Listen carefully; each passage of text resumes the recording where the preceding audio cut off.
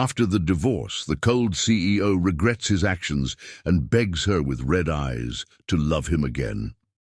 Welcome, my beautiful story family, to Mr. Peter Stories. Happy New Year, my dear ones.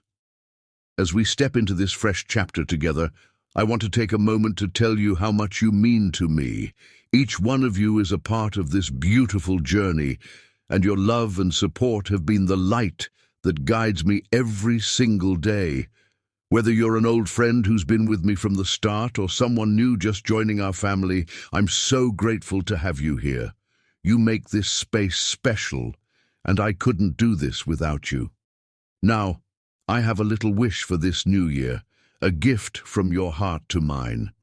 Leave me a loving New Year message in the comments and let me know how these stories touch your life. And if you haven't yet, subscribe to the channel and join this growing family of love, inspiration, and unforgettable stories. Let's begin today's story with all the love and emotion this new year deserves. The morning sun struck the glass facade of Cosmo Industries, transforming the 100-story building into a tower of diamonds. Salome Nashville stood at its base, her reflection fractured across countless mirror-like panels. 5 years, 2 months, and 17 days. That's how long it had been since she'd last walked through those revolving doors. Now, at 34, she was no longer the woman who'd fled this place with tears streaming down her face and divorce papers clutched to her chest. The Valentino dress she wore was armor, its deep burgundy color a declaration of war. Her curves, which Ansaldo had once traced with reverent fingers, were wrapped in silk that whispered against her cocoa skin with every measured step. The doorman's eyes widened in recognition. "Mrs. Koss," he caught himself. "Ms. Nashville, welcome back." The slip stung less than she'd expected. "Thank you, Marcus. How's Sarah? She must be starting college this year." His face lit up. "Yes, ma'am. UCLA on a full scholarship. Just like you always dreamed." Salome's smile was genuine. This was why she'd loved working here. The people, the real ones who existed beyond the executive floor's cold political games. The lobby hadn't changed. Italian marble floors, modernist sculptures that cost more than most homes, and that massive digital wall displaying Cosmo Industries' global reach. New numbers scrolled past. 157 subsidiaries, operations in 93 countries, market cap $89.7 billion. The empire Ansaldo had built, the one he'd chosen over their marriage. Her Louboutins clicked against the marble, a sound that used to make junior executives scatter. Now, young employees stared openly, whispering behind their hands. She caught fragments. "That's her, and the ex-wife. And did you hear what he did?" The security desk was staffed by a new face, but Beverly, the head of security, emerged from her office immediately. Salome. The older woman's embrace smelled of jasmine and gunmetal, unchanged. "You look magnificent, girl." "It's good to see you, Bev." Salome squeezed back, allowing herself this moment of warmth. "He's up there," Beverly said quietly. "Been like a bear with a thorn in his paw since the announcement." Of course he had. Salome's new position at Rivera Technologies made her not just his equal, but potentially his nemesis. The merger deal between their companies would either save or destroy both firms, and they both knew she held the better cards. The executive elevator required a key card she no longer possessed, but Beverly swiped her in without hesitation. "Give 'em hell, honey." As the doors closed, Salome caught her reflection in the polished steel. Gone was the naive woman who'd believed love could soften Ansaldo's edges. In her place stood someone forged in the fire of betrayal, stronger, sharper, but with wounds that still ached in the rain. The elevator purred upward, and memories flooded back. Their first kiss had been in this very car, on a late night when passion overwhelmed propriety. Ansaldo had pulled the emergency stop, pushed her against the wall, and she shook her head. "Focus." The top floor was silent, except for the soft whir of climate control.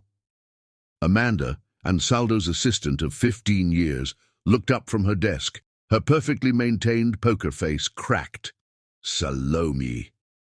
Amanda stood, designer glasses slipping slightly. You look. He's not expecting you for another hour. Good. Salome's smile was razor-sharp. I've learned the value of the unexpected. She moved toward the familiar double doors, but Amanda's voice stopped her. He's different now. After you left. She paused. I've never seen him like this. Salome's hand rested on the door handle. We're all different now, Amanda. She pushed through without knocking. The office was exactly as she remembered, floor-to-ceiling windows offering a god's-eye view of Atlanta, that ridiculous Picasso he'd overpaid for, and the desk, hand-carved. Italian olive wood, where they'd made love the night he proposed. Ansaldo stood at the windows, his back to the door. Even after 5 years, the sight of him knocked the air from her lungs. His shoulders, broader than she remembered, strained against bespoke tailoring. Silver threaded his black hair now, but it only made him more devastating. I said no interruptions. He turned and the words died in his throat. Time stopped. Their eyes met across the expanse of his office, her amber gaze clashing with his stormy grey. The air crackled with 5 years of unspoken words, of rage and regret, of love turned to poison and back to something undefined. Hello, Ansaldo. Her voice was steady, betraying none of the earthquake in her chest. He gripped the back of his chair, knuckles white. Salome. Her name on his lips still held power. Damn him. You're early. And you're failing. She moved to the chairs facing his desk, choosing not to sit. Your company's bleeding market share. Your innovations have stalled. The board is whispering about a vote of no confidence. Each word was a dagger, precisely aimed.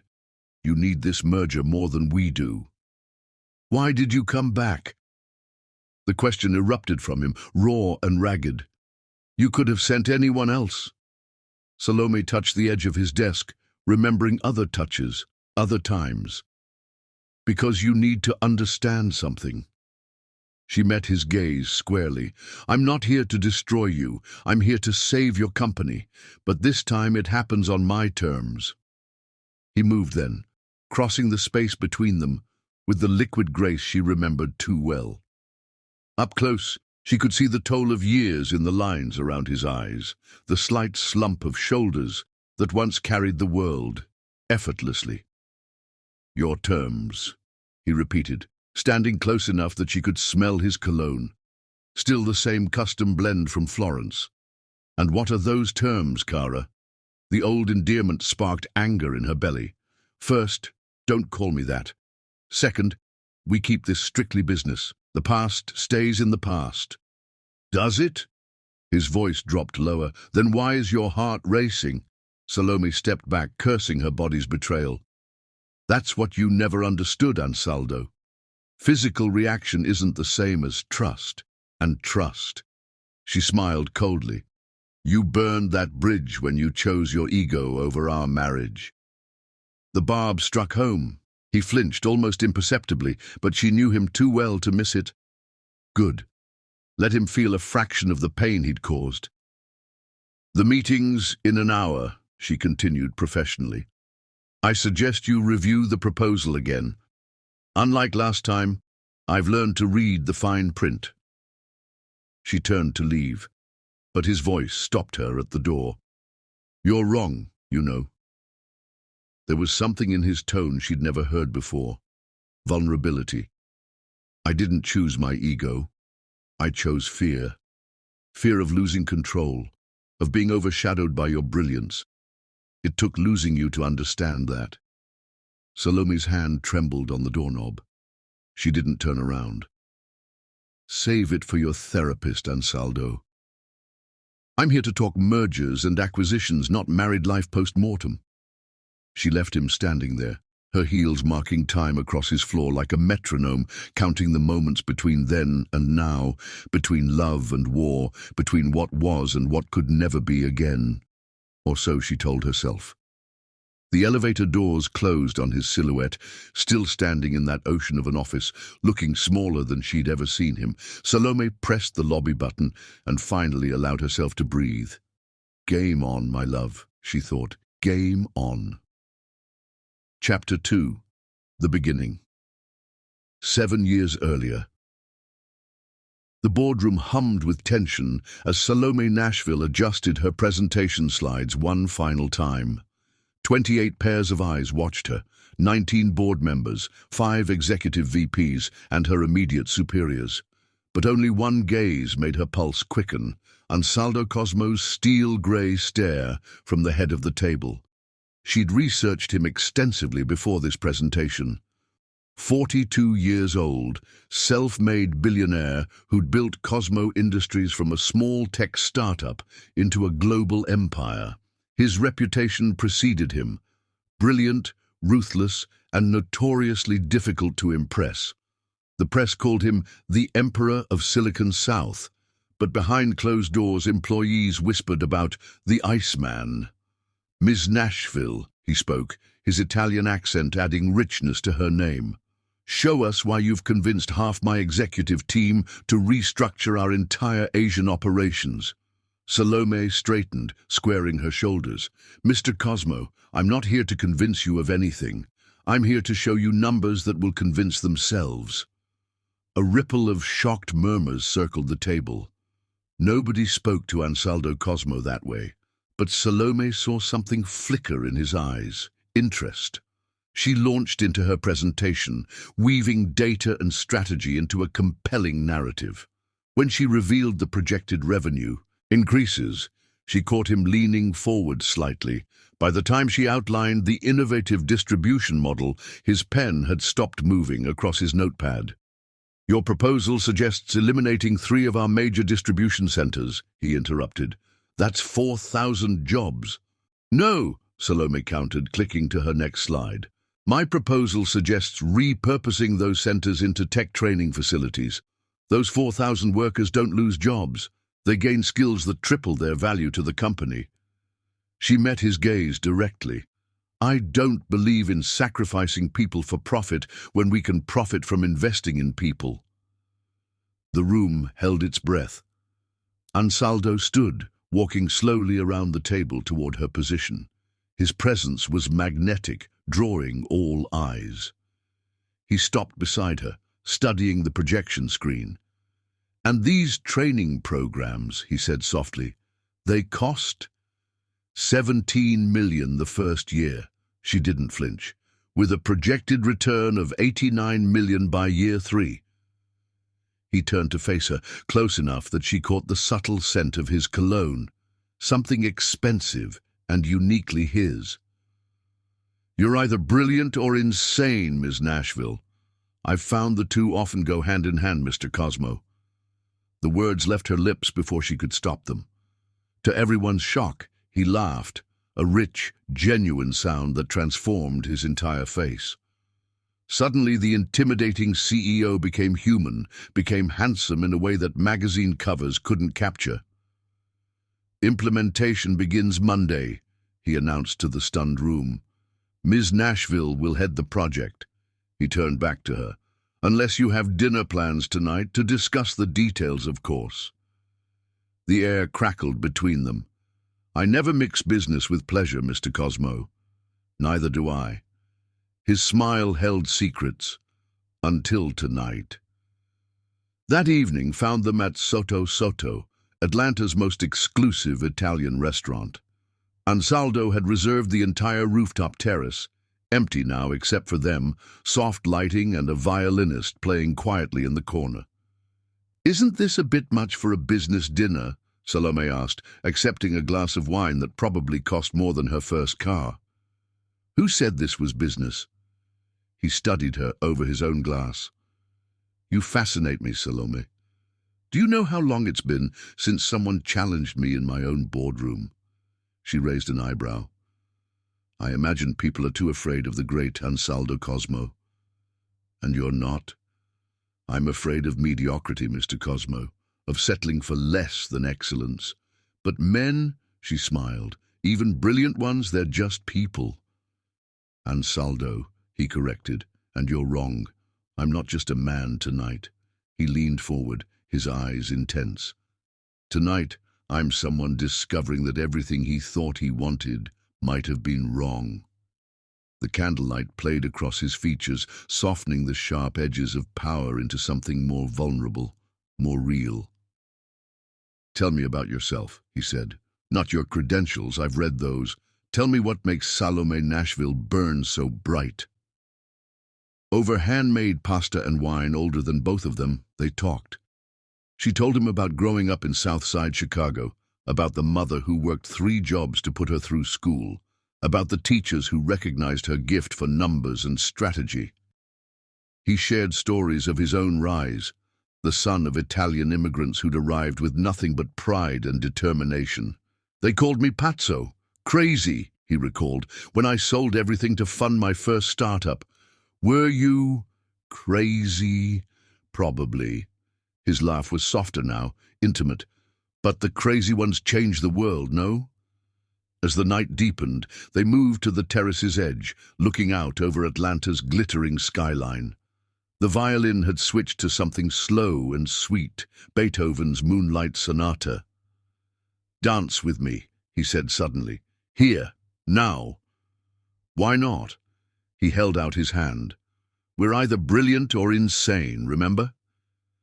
She took his hand, letting him pull her close. They moved together as if they'd done this 1,000 times before, his hand warm against her lower back, her head fitting perfectly beneath his chin. I should tell you, he murmured against her hair, that this breaks all my rules. What rules? Never pursue someone who works for me. Never let anyone close enough to see behind the mask. Never ... She pulled back slightly to look at him. Never what? Never feel like I can't breathe when someone looks at me the way you do. The kiss, when it came, was inevitable as gravity.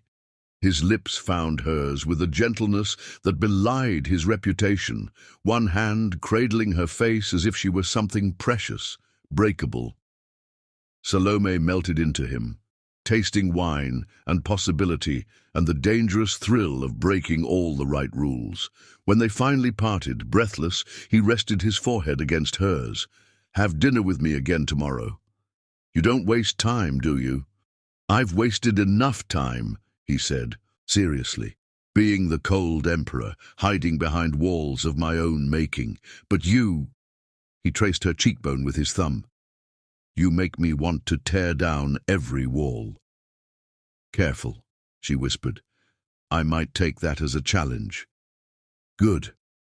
He kissed her again, briefly, because I think you might be the most beautiful challenge I've ever faced.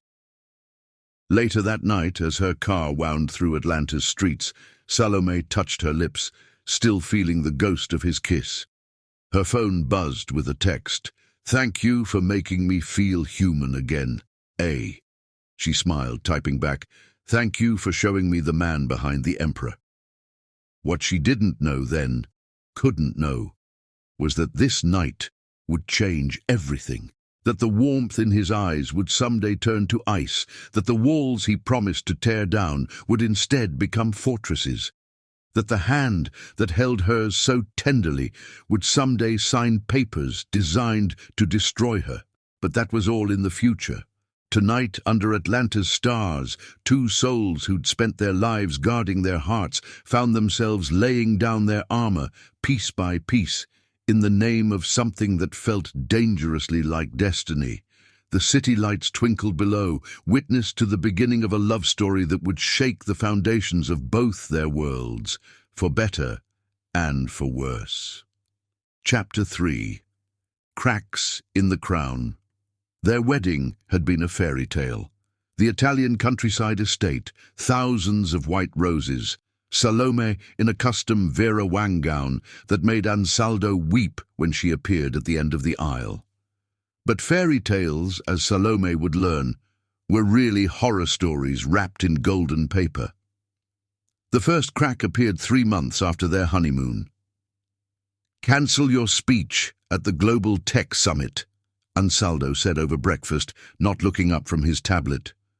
The morning sun streamed through their penthouse windows, casting strange shadows across his face. Salome set down her coffee cup carefully. "Excuse me. The summit in Singapore next month. Cancel it." He scrolled through something on his screen. "I need you here for the Morrison merger. I'm the keynote speaker, Ansaldo. I've been preparing for months." Now he did look up, his grey eyes cooling to winter. "The Morrison deal is worth $2 billion. Your speech can wait. My team can handle Morrison." She kept her voice level. "You know I've been developing this presentation on AI ethics and corporate responsibility, which is precisely why you need to cancel." He reached across their Carrara marble breakfast table, taking her hand. "Cara, you're my wife now. These academic discussions about ethics and responsibility, they could impact our stock price." Salome withdrew her hand slowly. "My views on ethical AI development aren't academic, they're essential. And since when does being your wife mean sacrificing my professional voice?" "Since our interests became aligned." His tone held that new edge she'd been hearing more frequently. "Everything you say now reflects on Cosmo Industries, on me." "I thought that's why you fell in love with me," she said quietly. "Because I had my own voice, my own mind. I fell in love with you because you're brilliant." He stood, straightening his Tom Ford tie. "Now I need you to be brilliant in ways that serve our family's interests." The word family hung between them like smoke. They'd been trying for a baby, but each negative test seemed to add another brick to the wall growing between them. "I won't cancel," she said finally. Ansaldo's jaw tightened. "We'll discuss this later." But later never came. Instead, she found her summit registration mysteriously cancelled, her travel arrangements voided. When she confronted him, he was all innocent concern. "It must have been an administrative error," he said smoothly. "But since it's already done, let's focus on Morrison." That night, alone in their massive bed, Salome stared at the ceiling and wondered when love had started feeling like a gilded cage. The pattern continued, subtle at first. Her lunch meetings with potential investors were interrupted by urgent calls from Ansaldo's office. Her innovative project proposals were quietly shelved. Her team was gradually reassigned until she managed only initiatives that aligned with Ansaldo's immediate goals. "You're being paranoid," her mother said during their weekly call. "The man adores you." But adoration, Salome was learning, could be another form of control. Things came to a head 6 months later at the Cosmo Industries annual gala. Salome had spent weeks organizing the event, ensuring every detail was perfect. The theme was Future Forward, showcasing their most innovative projects. She wore a daring Balmain gown, its gold geometric patterns catching light like shattered stars against her dark skin. Ansaldo couldn't keep his eyes off her until she took the stage for her welcome speech. "Cosmo Industries stands at a crossroads," she began, her voice carrying across the silent ballroom. "We can chase profit at any cost, or we can lead the way in responsible innovation. I'm proud to announce our new Ethics in Technology initiative." Ansaldo was beside her in 3 long strides, his hand at her elbow. "What my lovely wife means," he cut in smoothly, "is that Cosmo Industries continues to prioritize shareholder value while maintaining our commitment to standard industry practices." The crowd tittered nervously. Salome's cheeks burned, but she maintained her smile until they left the stage. "What the hell was that?" she hissed once they were in a private corner. "I could ask you the same thing." His voice was low, controlled, but she saw the fury in his eyes. "An ethics initiative, without board approval, without discussing it with me." "I tried to discuss it with you for weeks. You kept postponing, avoiding." Because it's not your place to make these decisions." The words hit her like a physical blow. "Not my place? I'm the chief innovation officer of this company." "You're my wife." He raked a hand through his hair, disheveling its perfect arrangement. "Everything you do affects our family name, our legacy. Why can't you understand that?" "Our legacy?" She laughed bitterly. "Or your control?" A passing waiter glanced their way. Ansaldo's hand closed around her wrist, pulling her into his private office off the ballroom. The door closed with a soft click that somehow sounded like a prison gate.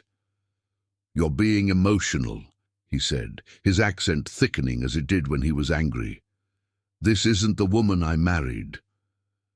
"No," Salome agreed. "The woman you married thought she was entering a partnership. Instead, I'm finding out I'm just another acquisition." He moved closer, crowding her against his desk.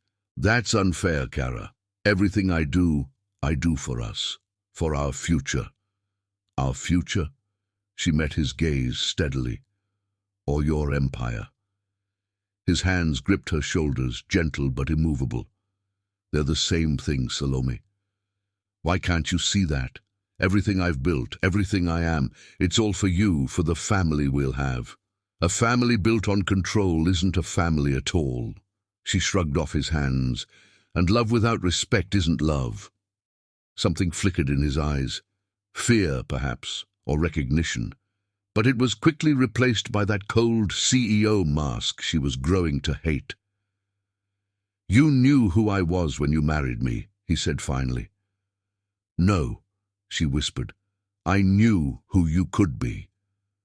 The man who danced with me on that rooftop, who promised to tear down his walls. What happened to him?" "He grew up, accepted reality." Ansaldo straightened his jacket. "Perhaps it's time you did the same."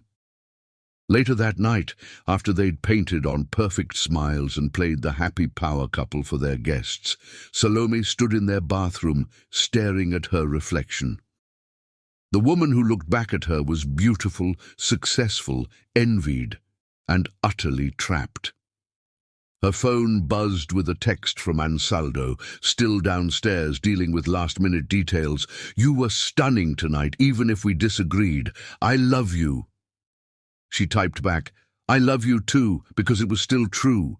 That was the tragedy of it all. Love wasn't their problem. Power was. Control was. The slow, subtle way he was trying to dim her light to make his shine brighter.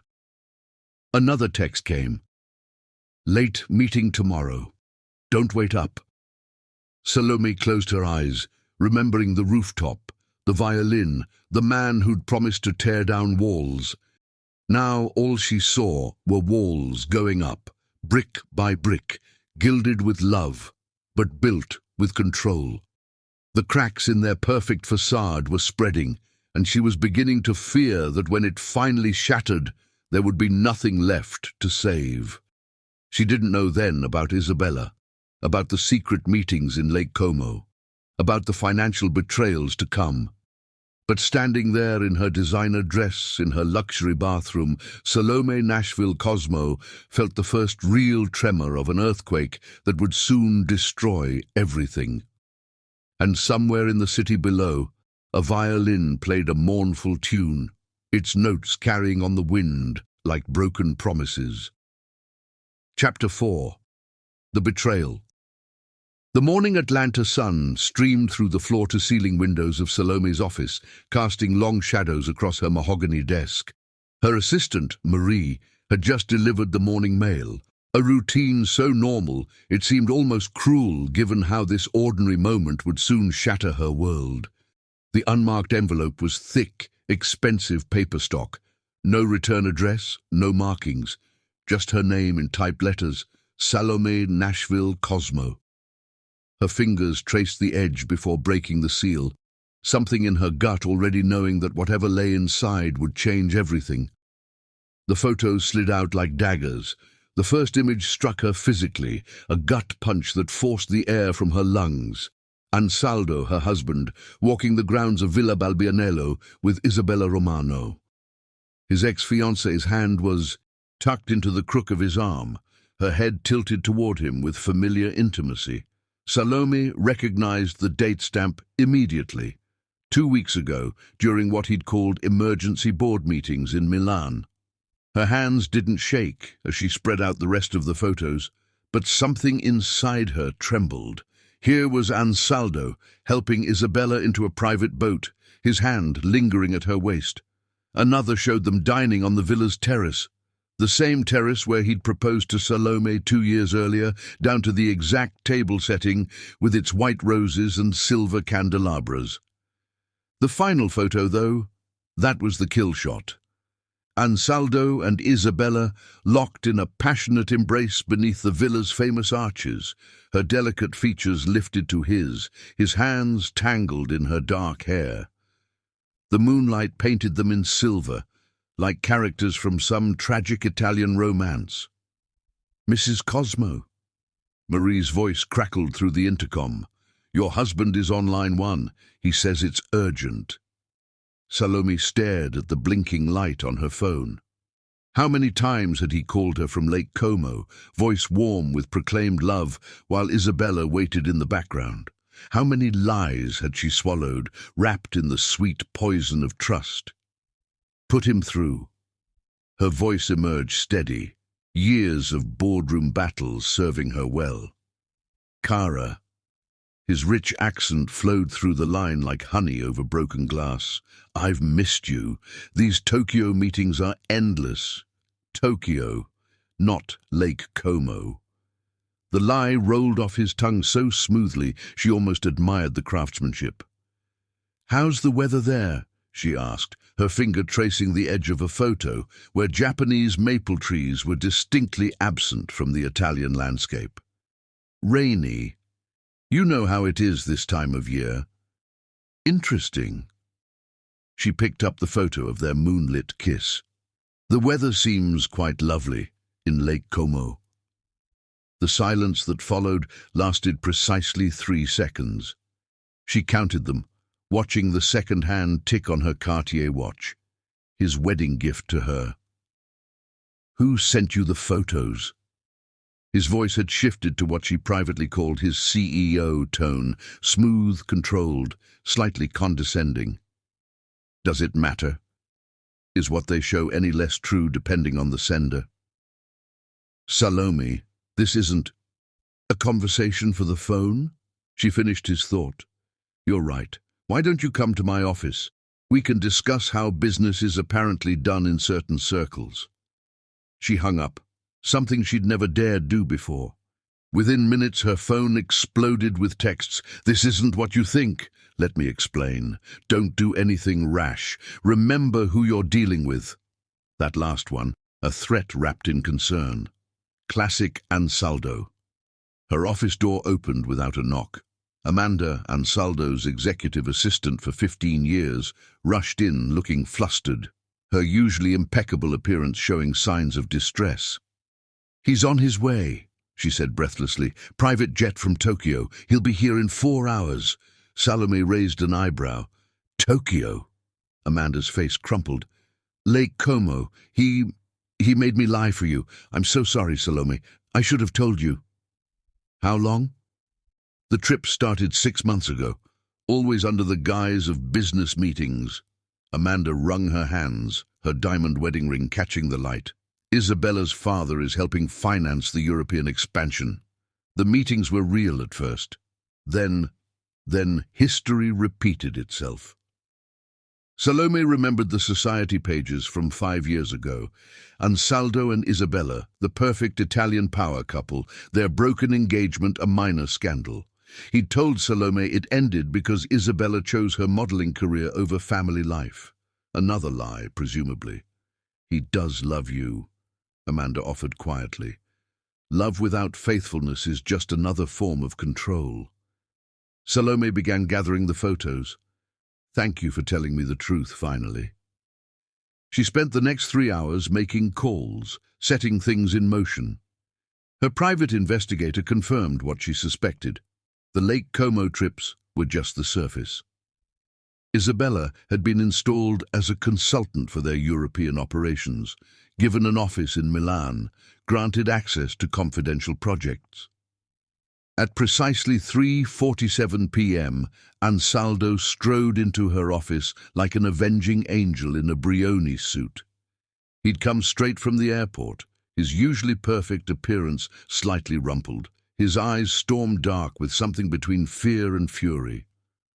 "Whatever you're thinking, stop." He closed the door behind him with deliberate calm. "This situation isn't what it appears." "Really?" Salome stood, spreading the photos across her desk like tarot cards spelling out their future. "Because it appears that my husband is sleeping with his ex-fiancée in the same villa where he proposed to me. Please enlighten me on what I'm missing." Isabella's father controls half the ports we need for European expansion. These meetings were clearly very hands-on. She tapped the moonlight kiss photo. "Is this your new negotiation technique?" He ran a hand through his disheveled hair, a rare gesture of discomfort. "You're oversimplifying a complex situation. The company—" "Don't you dare!" Her voice shook for the first time. "Don't you dare hide behind the company. Not for this. Everything I do is for us." He slammed his hands on her desk, making the photos jump. "Every move, every decision, every compromise." "Compromise?" She laughed, the sound brittle as breaking ice. "Is that what we're calling adultery now?" It meant nothing. He circled the desk, reaching for her. "Isabella, the villa, it was business, nothing more. You're overreacting." Salome stepped back, maintaining distance. "Business requires you to kiss her, to hold her the way you used to hold me." A moment of weakness. He followed her retreat, backing her against the window. "I've been under immense pressure. The European deals, the board's demands, your constant pushing against my authority, so this is my fault." The city sprawled below them, oblivious to the drama unfolding in their glass tower. "Your infidelity is because I dared to have opinions." "No, Cara, no." His voice softened, taking on that seductive tone that had first won her heart. "But you must understand the position you put me in. Your independence, your challenges to my decisions, they make me look weak. Isabella, she understands the old ways, the importance of a wife who supports without questioning." Something cold and final settled in Salome's chest. "The old ways," she repeated. "Like when women were property, when wives were seen but not heard. That's not what I...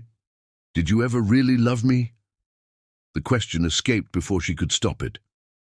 "Or did you just love the idea of conquering the brilliant black woman who dared to challenge you?" Pain flashed across his face. "How can you ask that? Everything I've given you, you've given me a gilded cage and called it love." She moved to her desk, pulled out a thick envelope. "But I'm not the kind of bird who sings on command." He stared at the envelope. "What is this?" "Divorce papers. My lawyers have been preparing them for weeks." "Weeks?" Something dangerous flickered in his eyes. "You've been planning this." "Ever since you started coming home smelling of her perfume." Salome's voice was steady now. "I wanted proof before I acted. Congratulations, you provided it." "You're being ridiculous." He made no move to take the envelope. "We can work through this. Couples therapy." Would that therapy include Isabella? The words tasted like poison. "Or just your other methods of control?" His face hardened. "If you do this, you'll regret it. Remember who I am, what I can do." "Are you threatening me, Mr. Cosmo?" She smiled, all teeth and no warmth. "Because I remember exactly who you are. The question is, do you remember who I am?" She removed her wedding ring. The 5-carat diamond that had once symbolized their love now seemed to mock her with its cold brilliance. She placed it precisely in the center of his desk, watching it catch the late afternoon sun. "I'm not your possession," she said quietly. I'm not your trophy wife or your corporate asset. I'm Salome Nashville, and I'm done living in your shadow." "This isn't over," he growled, his accent thickening with emotion. "No," she agreed, moving to the door. "But our marriage is—" She walked out with her head high, heels clicking a steady rhythm on the marble floors. Employees scattered before her, whispers following in her wake. Let them talk. She was done living in silence. In her private bathroom, she finally allowed herself to feel the full weight of the betrayal. The photos were burned into her memory. Ansaldo and Isabella in their villa, in their garden, in their life. A life he'd built parallel to their marriage, perhaps never fully leaving behind. Her phone buzzed incessantly with his messages. "You're making a mistake. Let me explain. Everything I did was for us. Don't throw away what we've built." She typed one response. "You already did." Then she blocked his number, called her lawyer, and began the process of dismantling the life she'd thought was perfect. The fairy tale was over, but perhaps that was for the best. After all, she'd never wanted to be a princess in someone else's story. Outside her window, storm clouds gathered over Atlanta's skyline as if nature itself understood the gravity of this moment. Thunder rolled in the distance, and somewhere in Italy, a villa on Lake Como held secrets that would never wash clean. The day had started normally, but it would end with her world transformed. Yet as Salome stared at her reflection, minus the wedding ring that had weighed her down for so long, she saw something she hadn't seen in years: freedom. Chapter 5. Breaking Point. The morning after confronting Ansaldo, Salome woke in their penthouse for what she knew would be the last time. The master suite, with its panoramic views of Atlanta's skyline, felt like a museum of broken promises. Their wedding photo still sat on the bedside table, Ansaldo kissing her temple as she laughed, both of them radiant with joy and possibility. She placed it face down, unable to bear their past happiness, mocking her present pain. The walk-in closet told its own story of their marriage. Her side, powerful suits and designer dresses, each one carefully chosen to project the image of the perfect CEO's wife.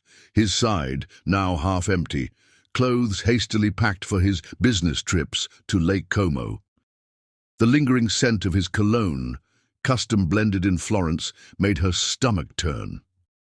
Her phone had 47 missed calls and 100 text messages, all from him. "Come to the office. We need to talk. You're being irrational. Think about what you're throwing away. The board meeting is in an hour. Where are you?" The last one made her laugh, bitter and hollow. Even now, he expected her to play her role, to sit beside him in the boardroom as if her world hadn't imploded. Instead, she called her lawyer, Miranda Chen. "The papers are ready," Miranda confirmed. "But Salome, you need to know he's already moving assets. Large transfers to Swiss accounts, property shifting to shell companies." "Of course he is." Salome walked to the window, watching the city wake up below. "He taught me well, though. I've been documenting everything for months." "There's more." Miranda's voice turned grave. "He's trying to force an emergency board meeting. Word is, he wants to have you removed from your position as Chief Innovation Officer." The final betrayal, attempting to strip her of the career she'd built before they'd even met. Something snapped inside her, a dam breaking to release months of suppressed rage. "Text me the address," Salome said quietly. "It's time." She dressed with deliberate care, a blood-red Valentino suit that Ansaldo had always said was too bold, too attention-grabbing for a CEO's wife. Her mother's pearl necklace, not the diamonds he'd given her, 6-inch Louboutins that clicked like warfare on marble floors. War paint, all of it. The private elevator hummed as it descended to the parking garage. Their driver, James, waited by the Bentley. "The office, Mrs. Cosmo?" "Not today, James." She managed a small smile. "And it's Ms. Nashville now."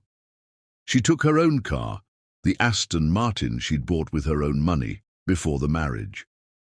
As she pulled into traffic, her phone rang. The caller ID showed Mama. Baby girl, her mother's voice was warm with concern. Amanda called me. Are you okay?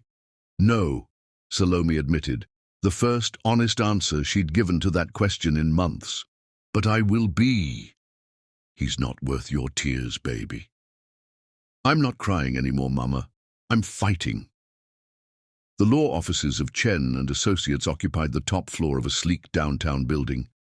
Miranda met her in the lobby, elegant in a charcoal suit that meant business.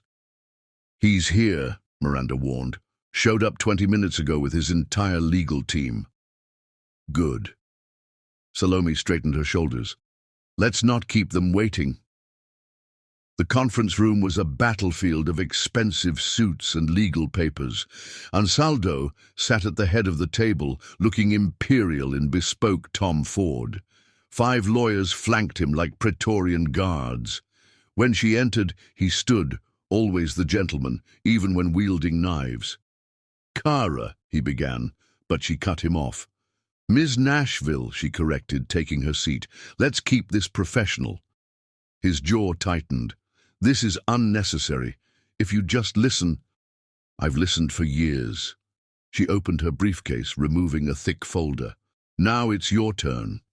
Miranda distributed copies of the documents to everyone present. Salome watched Ansaldo's face as he read, saw the exact moment he realized what she'd gathered.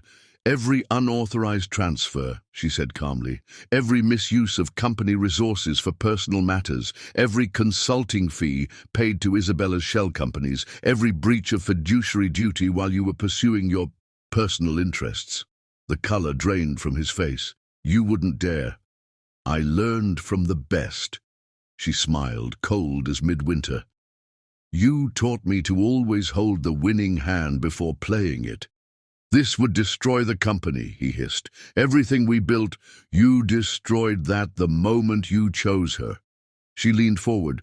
But I'm willing to be reasonable. Sign the papers. Give me a fair settlement. Step down as CEO until the ethics investigation is complete.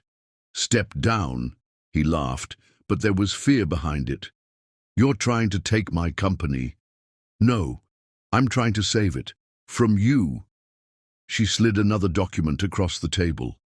The board already has copies of everything. They're voting this afternoon.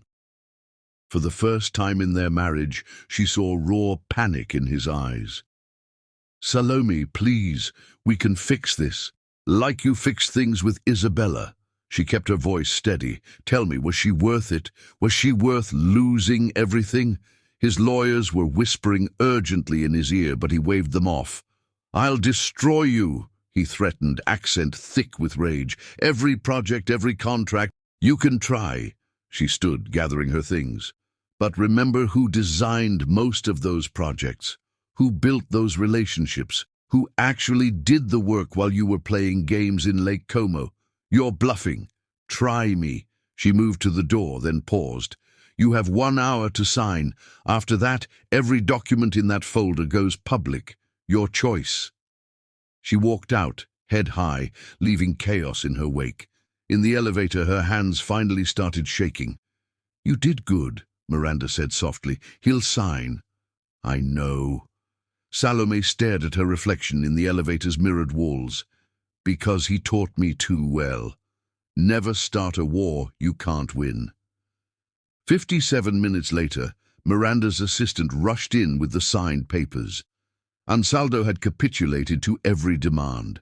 The settlement was fair, the company would survive, and Salome would retain her position, reporting directly to the board, not her soon-to-be ex-husband.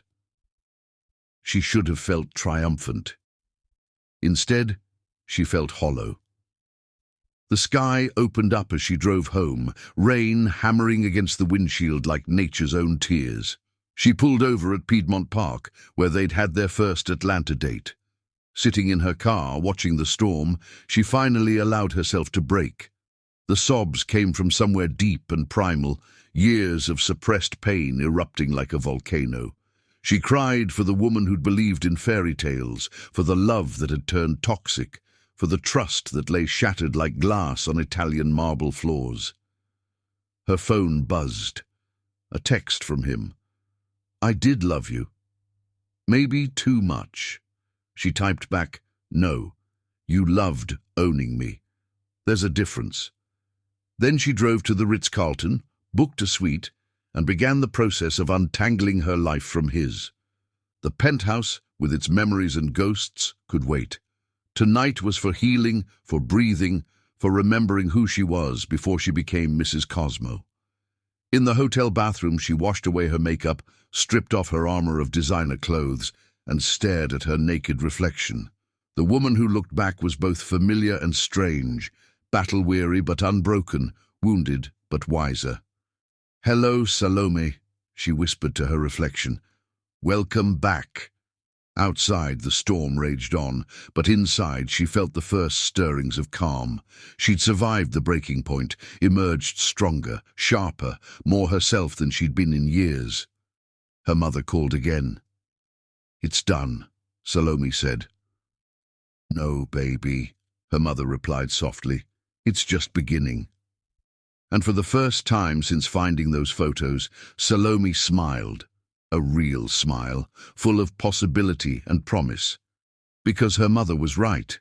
This wasn't an ending. It was a liberation. She ordered room service, opened a bottle of champagne she'd been saving for a special occasion, and raised a toast to her reflection.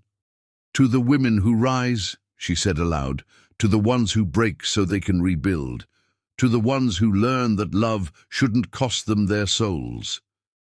The champagne tasted like freedom. In her phone, she changed his contact from husband to Mr. Cosmo, then blocked the number.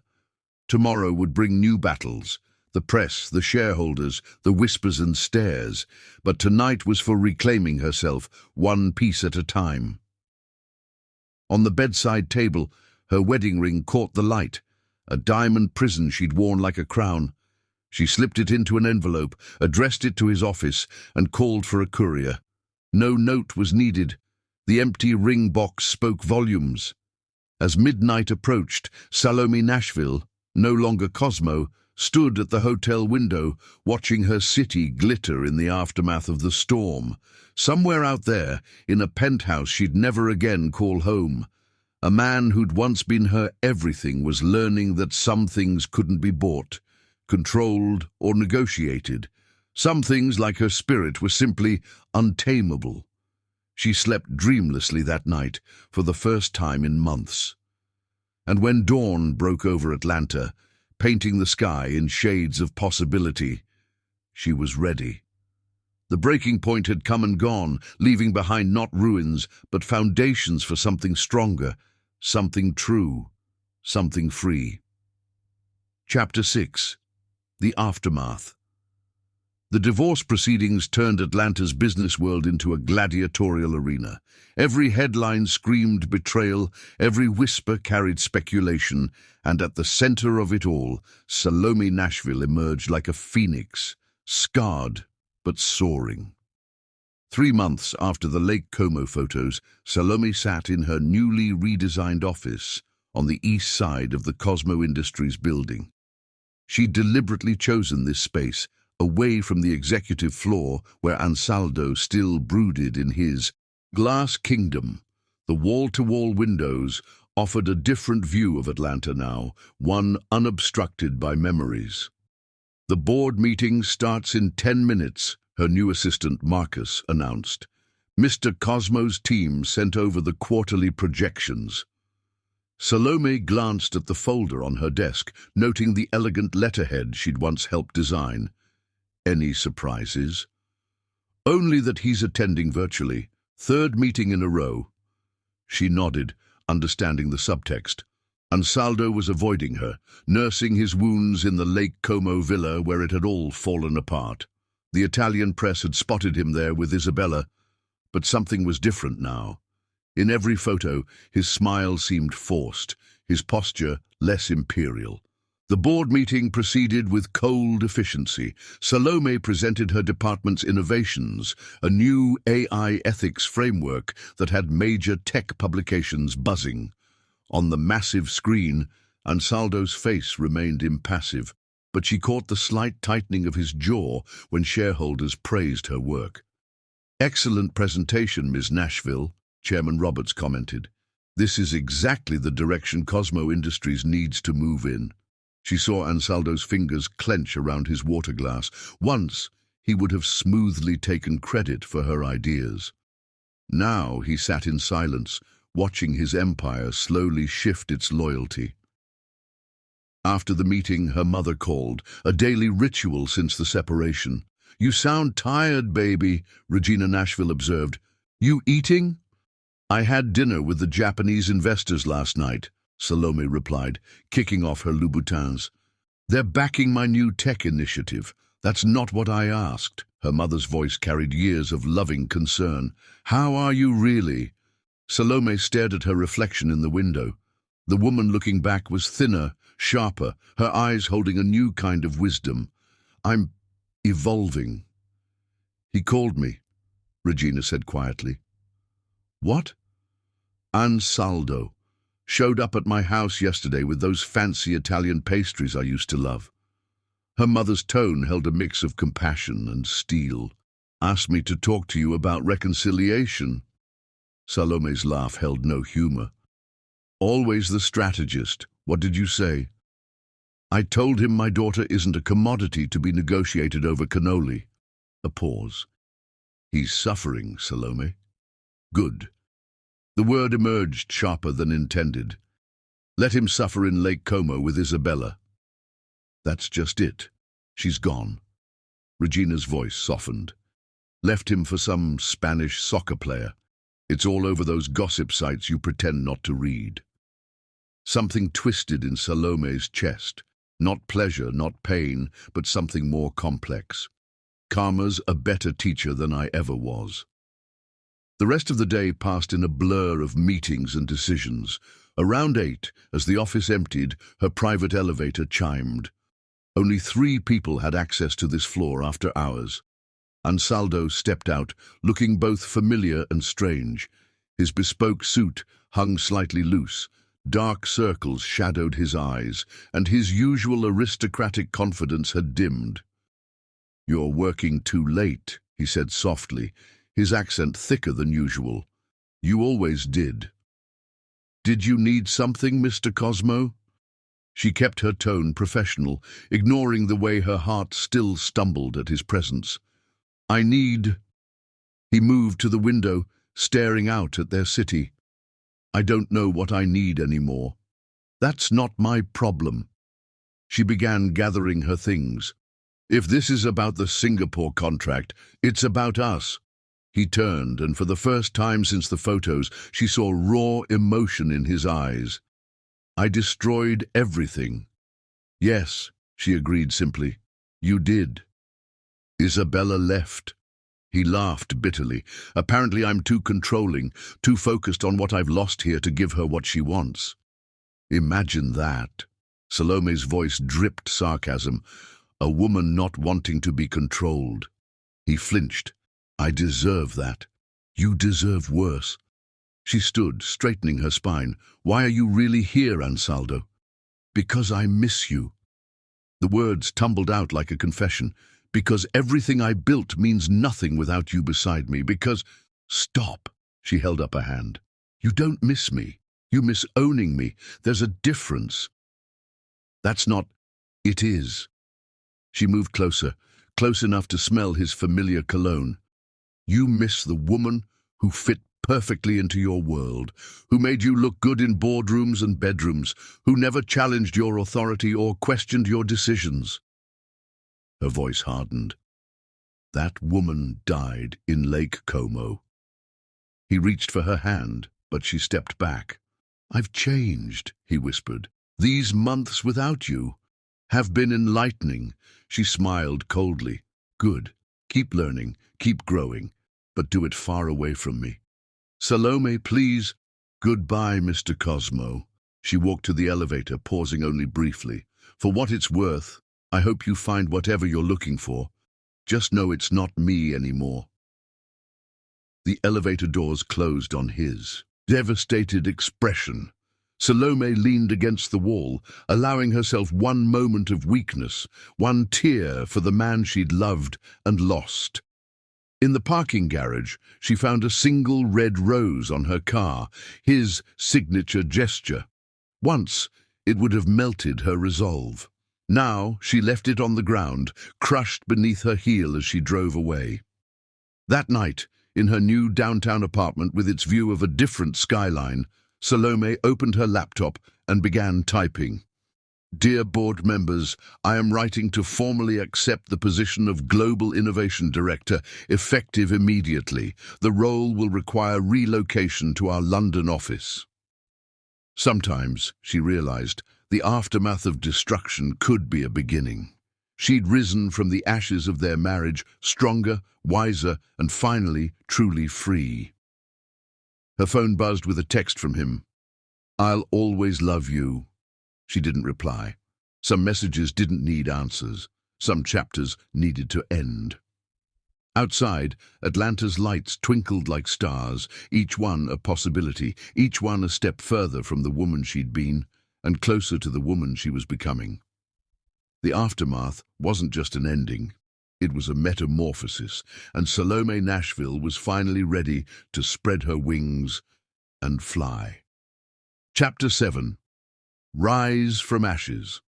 5 years could change everything.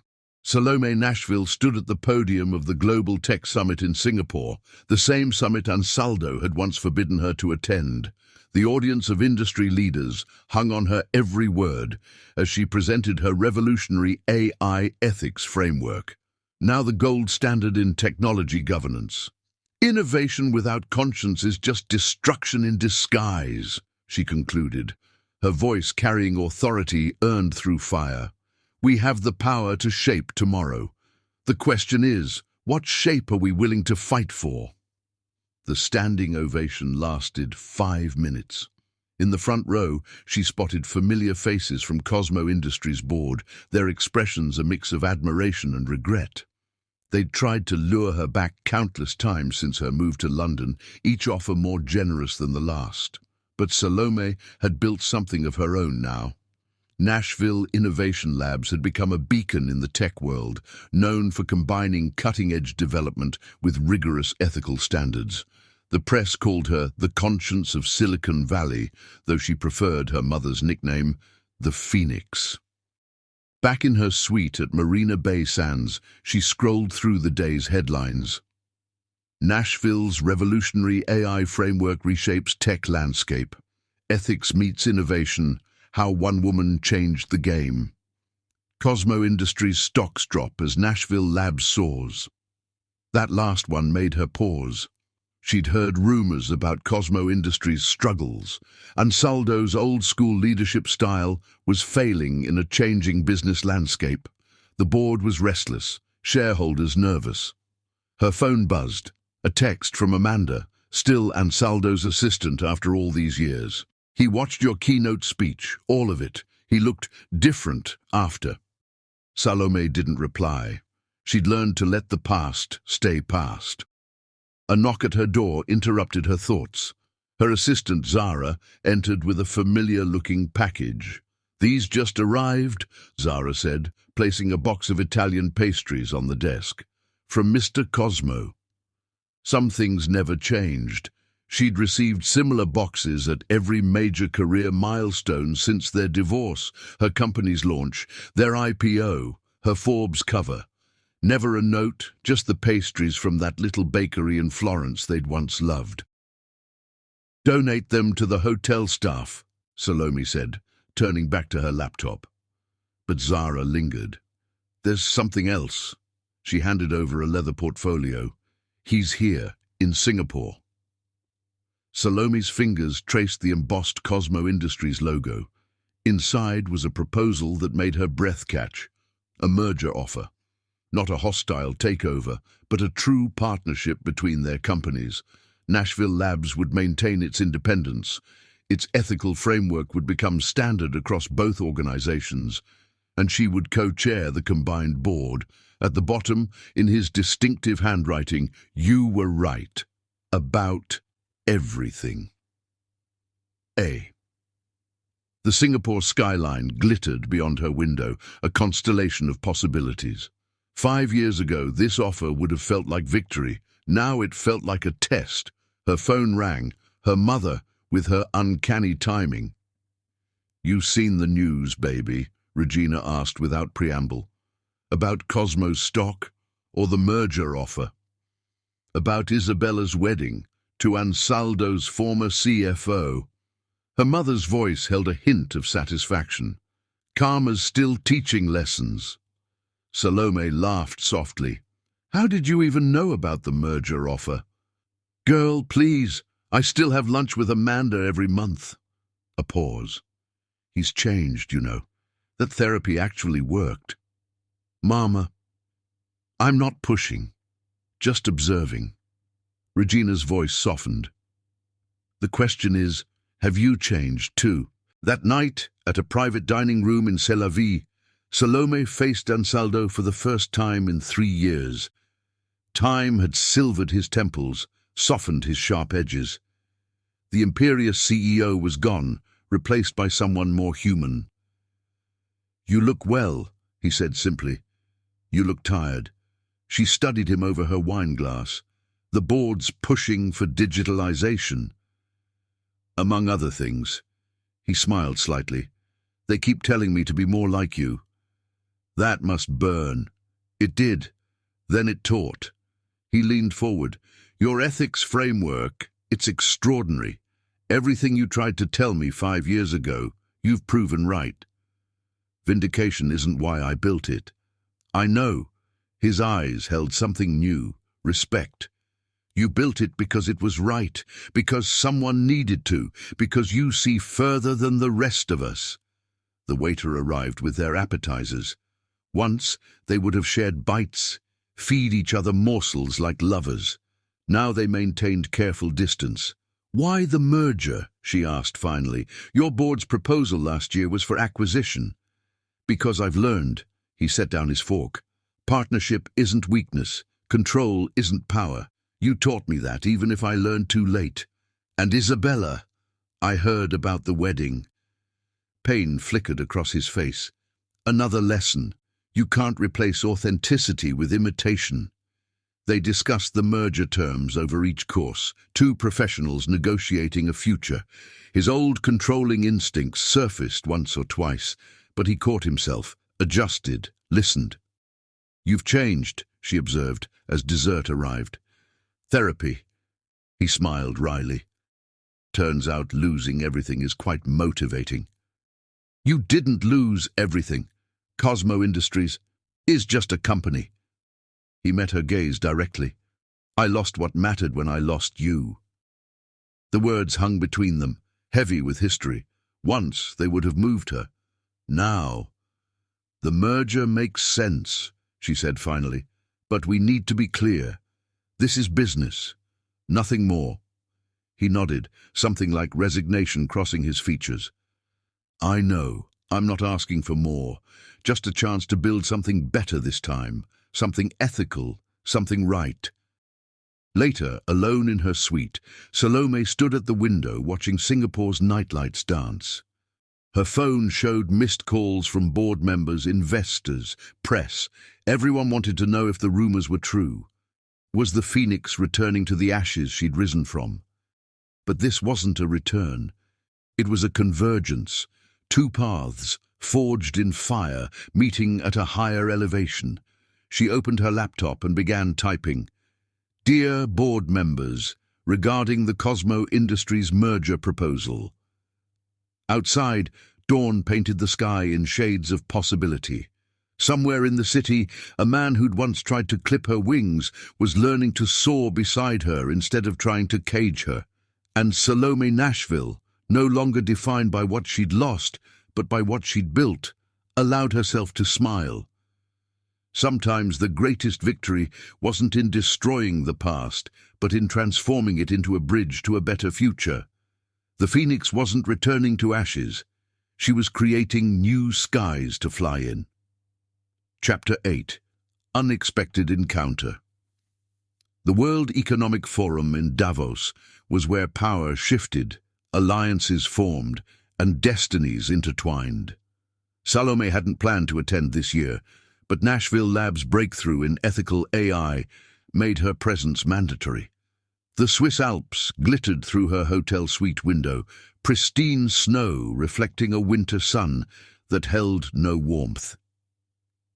Mr. Cosmo is speaking on the Future of Corporate Leadership panel, Zara reported, scrolling through the day's schedule.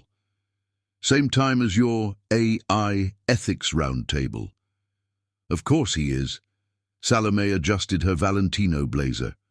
Winter white, a deliberate choice. Any other scheduling conflicts I should know about? Just the private dinner tonight. The guest list. Zara hesitated. He's seated at your table.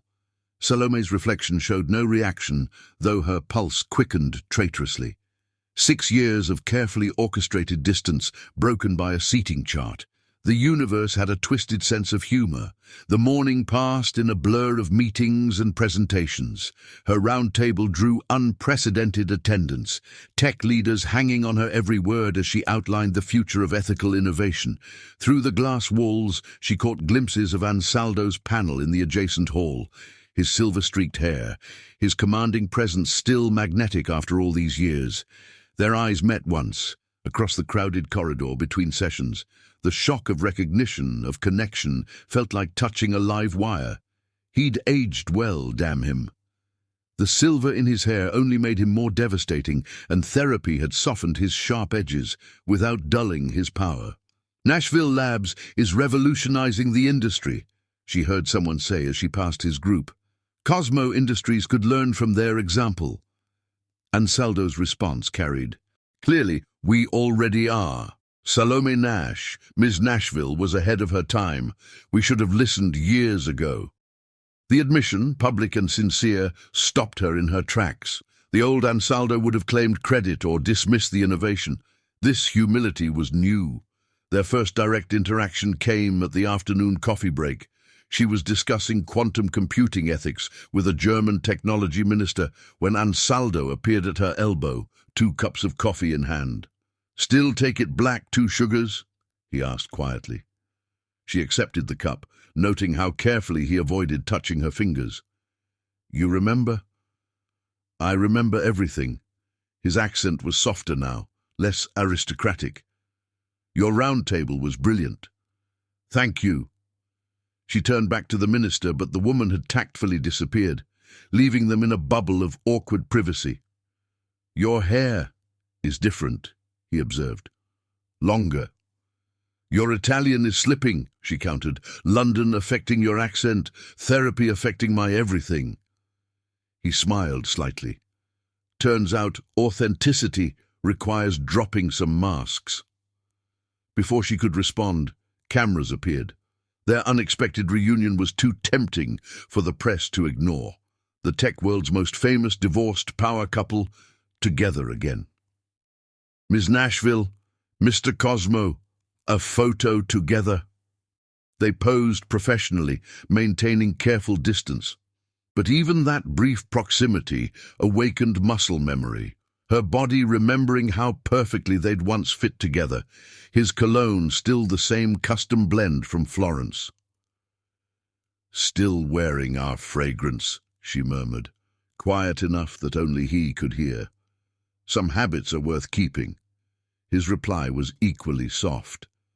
"Like watching your presentations from the back row." She turned sharply. "What? Singapore? Tokyo? Berlin?" He shrugged elegantly. "I attended every major speech you've given since the divorce, always in the back, always leaving before you could see me." "Why?" "To learn. To understand what I lost by not listening when it mattered." His eyes held hers. "To remind myself that some mistakes change everything."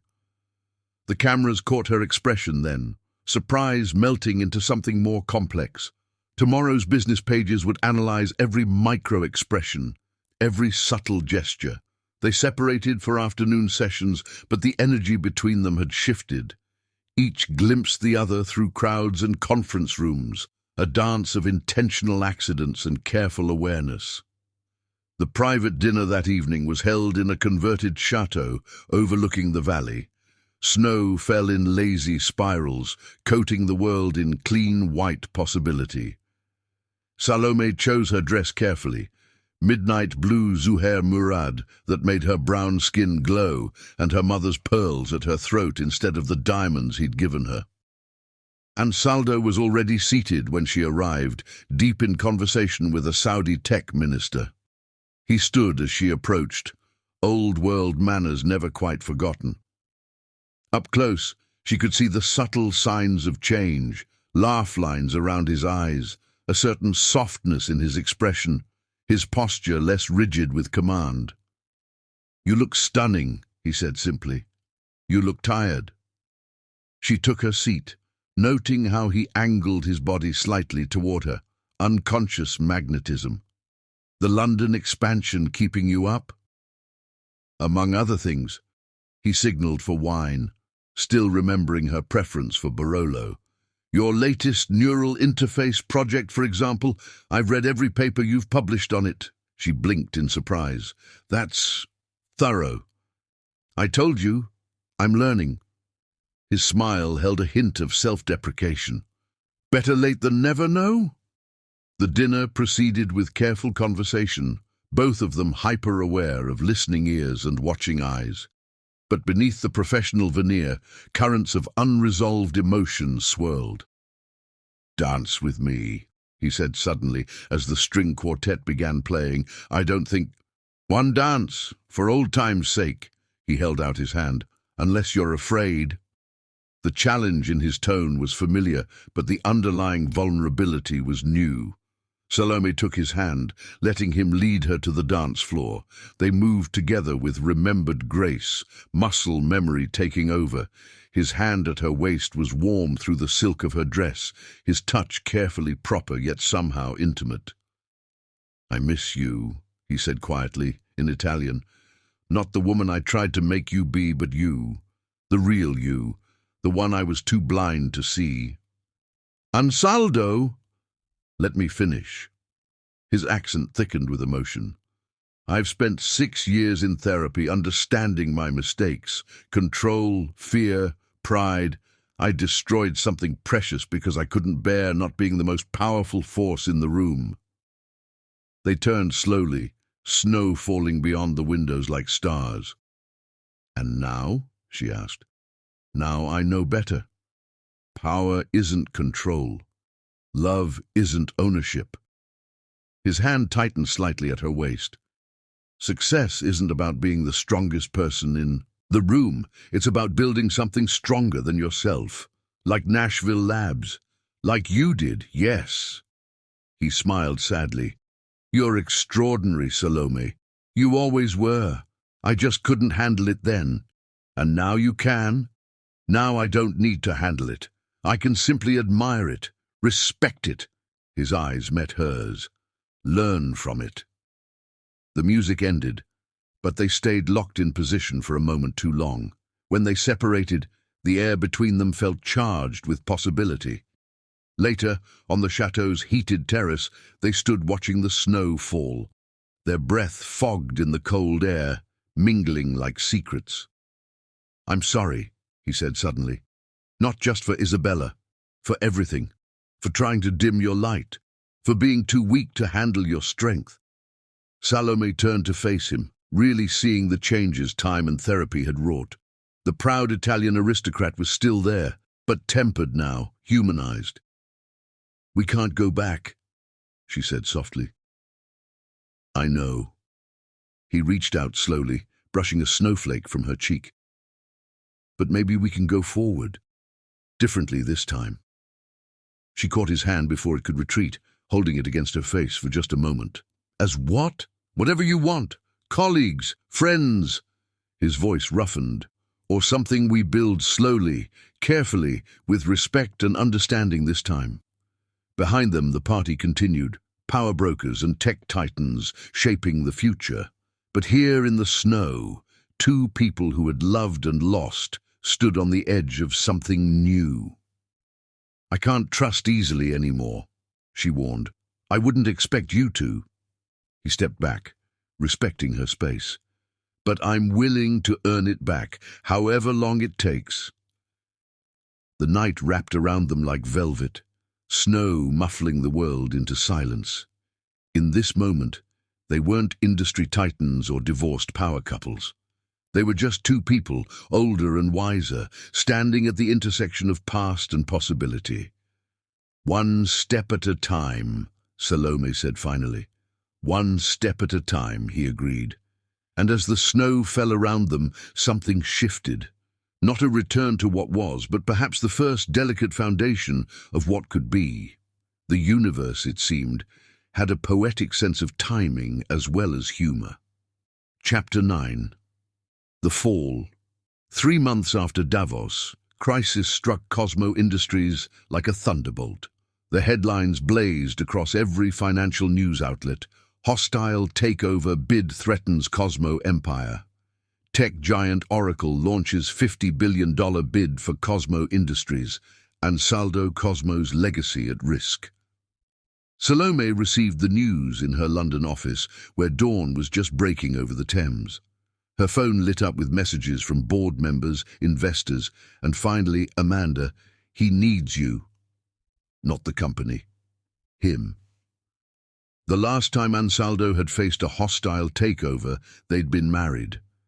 She remembered how he'd handled it then, with ruthless efficiency and cold calculation, destroying careers and relationships in his path to victory. But that was a different man, in a different time. Her private jet was ready within the hour. As London fell away beneath her, Salome reviewed the situation. Oracle's bid was aggressive but smart, taking advantage of Cosmo's recent stock slump and Ansaldo's more ethical, less cutthroat leadership style. They'd struck when he was most vulnerable, most changed. She landed in Atlanta as sunset painted the city gold. The Cosmo Industries building looked different now, less imposing, more exposed. Security whisked her straight to the executive floor, where controlled chaos reigned. Ansaldo stood at his office windows, his silhouette sharp against the dying light. He turned at her entrance, surprise flickering across his features. "You came. Did you doubt I would? I wouldn't have blamed you if you hadn't." He looked exhausted, silver hair disheveled from running his hands through it. "After everything." "This isn't about our past," she set her briefcase down. "This is about protecting innovation from monopoly. Oracle would gut your R&D division, destroy your ethical AI initiatives." "Our initiatives." He moved closer. "Everything good in this company came from your vision. I was just too proud to see it then." The familiar scent of his cologne wrapped around her, bringing memories she'd thought safely buried. She stepped back slightly, maintaining professional distance. "Show me the numbers." They spent hours reviewing data, strategy, possibilities. Other executives came and went, but the core planning remained between them. Like muscle memory, they fell into their old rhythm. Her innovation complementing his strategy, her ethics balancing his pragmatism. Around midnight, Amanda brought coffee and stepped back to watch them work. The sight of them together again, heads bent over spreadsheets, finishing each other's sentences, made her smile knowingly. "You could fight this the old way," Salome said finally. "Use the tactics you used last time. Aggressive stock buybacks, leveraged positions." "No." His voice was firm. "I won't become that man again. There has to be a better way." She studied him in the lamplight, seeing the true extent of his transformation. The old Ansaldo would have already launched scorched earth counterattacks. This man looked for ethical solutions, even at personal cost. "There might be," she said slowly, "but you won't like it." "Tell me." Nashville Labs could help. She met his gaze steadily. A merger would boost your stock value beyond Oracle's reach. My ethical framework would be protected. Your legacy would be secure. He stared at her, understanding dawning. You'd do that? After everything? For the right reasons, yes. She stood, pacing the office they'd once shared. But it would have to be different this time. Equal partnership, independent oversight. Your complete trust in my leadership. Yes. The word came quickly, surely. You haven't heard all the conditions. I don't need to. He stood too, keeping careful distance. I trust you. Completely. Finally. The word hung between them, heavy with meaning. Trust. What they'd lost, what they'd learned, what they might build again. Dawn found them still working, empty coffee cups littering the desk. Amanda had gone home, but not before giving Salome a meaningful look that spoke volumes. You should rest, Salome said, noting the shadows under Ansaldo's eyes. So should you. He smiled slightly. Still pushing yourself too hard? Still noticing? I notice everything about you. The words came soft, unplanned. I always did. I just forgot to respect what I saw. She turned to face him fully. And now, he ran a hand through his silver hair. Now I see you clearly. The brilliant mind I tried to control, the strong spirit I tried to cage, the woman who made me want to be better, even after I lost her. Ansaldo, I know. He held up a hand. This is business, professional. But Salome, his accent thickened with emotion. Thank you for coming, for helping, for showing me there's a better way to be strong. The sunrise painted his office gold, reminding her of another dawn, years ago, when love had felt simpler. She gathered her things, professional mask firmly in place. I'll have my team draft the merger proposal, she said. We'll need to move fast before Oracle. Have dinner with me. She froze. What? Not for business. Not for the merger. He moved closer but still kept respectful distance. Just dinner. Two people who've changed, talking about who they've become. The air between them crackled with possibility and warning. That's not a good idea. Probably not. He smiled, and for a moment she saw the man she'd first fallen in love with. Charming, vulnerable, real. But I'm learning that the best ideas aren't always the safe ones. She shouldered her bag, buying time to steady her voice. Let's handle the crisis first. Then we'll see. I'll wait, he said simply. I've learned patience too. As she walked to her car, the early morning sun warmed her face. Her phone buzzed, a text from her mother. Did you save him? She typed back, the company? Working on it. Her mother's response was immediate. That's not what I meant. In her rearview mirror, she could see Ansaldo's silhouette still at his window, watching her drive away. Something had shifted in these crisis hours, not a return to what was, but perhaps a glimpse of what could be. Her phone buzzed again. From him this time. Thank you for believing in better possibilities. She smiled slightly, remembering his words from years ago on their first date. The crazy ones change the world. Maybe they were both a little crazy, believing in second chances, in better endings, in the possibility of building something new from the ashes of what burned. The merger would save Cosmo Industries. But as Salome drove through Atlanta's awakening streets, she wondered what else might be saved in the process. Sometimes the greatest falls led to the most important rises. And sometimes, just sometimes, what broke could be rebuilt stronger than before. Chapter 10. Truth and Tears. The merger negotiations had reached their final stages, with teams from both companies working around the clock in Cosmo Industries' Atlanta headquarters.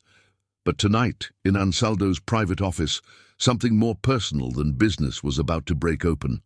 Rain lashed against the floor-to-ceiling windows, turning Atlanta's skyline into a watercolor of blurred lights.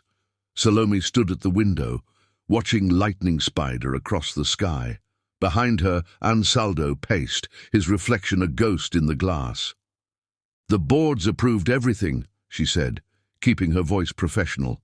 "The merger will be announced tomorrow morning." "To hell with the merger."